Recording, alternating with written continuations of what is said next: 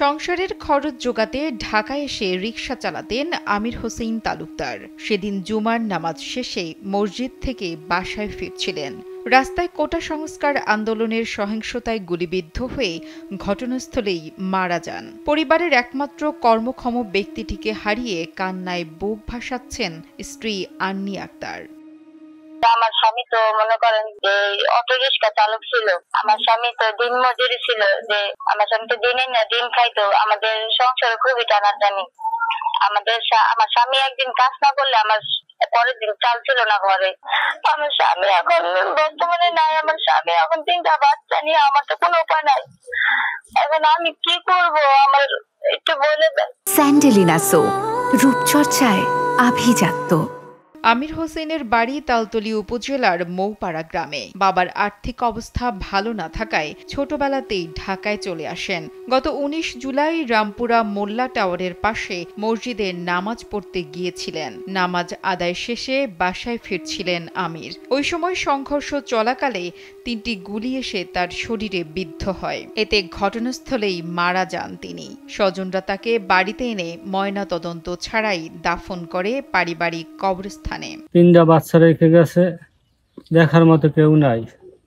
আর এমন কেউ নাই যে তাদেরকে পালবে বা খাওয়াইবে, এরকমের কেউই নাই।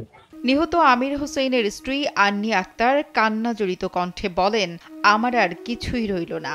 স্বামী মারা না গিয়ে আমি মারা গেলে অনেক ভালো হতো। এখন আমার 3 সন্তানকে ভরণ পোষণ কে দেবে? হৃদয় বিদারক এই ঘটনায় কাঁদছেন এলাকাবাসীও। 2 ছেলে, একটা মেয়ে আছে, বাচ্চা। এদের চালাবার মতো আর কোনো ক্ষমতা নেই। যদি সরকার একটু সাহায্য সহযোগিতা করে তাহলে চলতে পারবে, দেখতে পারবে, কাজ করে লেখাপড়া করতে পারবে, না আর কিছুই হবে না। 3টে বাচ্চা আছে ছোট ছোট। মা পাল্লি বড় করছে, ঢাকার বাড়ি রয়েছে, বড় হয়েছে, দিন মজুরি করে খায়, বিয়ে শাদী করছে, পোলাপান সুন্দর পোলাপান। ছেলে এক মেয়ে। এখন ওই গরিব দুঃখী আসলে মানুষ কেমন খায়। নিহত রিকশা চালক আমির হোসেনের পরিবারকে আর্থিক সহযোগিতা করার অনুরোধ করেন স্থানীয় ইউপি সদস্য মোহাম্মদ মনিরুল ইসলাম। ঢাকায় থাকতেন এবং তিনি অত্যন্ত গরিব মানুষ। রিকশা চালিয়ে তার দিন যাপন করতেন। তিনি শুক্রবার দিন জুমা নামাজ পড়ার পর তিনি পুলিশের গোলাগুলিতে তিনি মারা যান।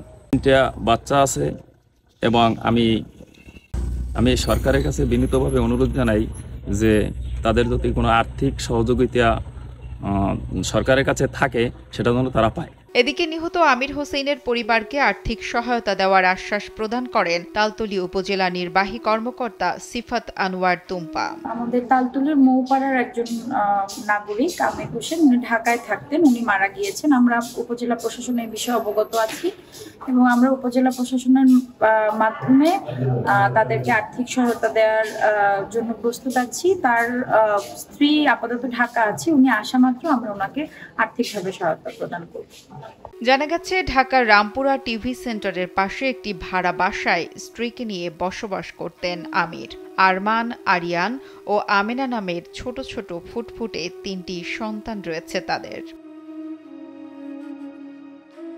নুসরাত জাহান কলি, কালবেলা।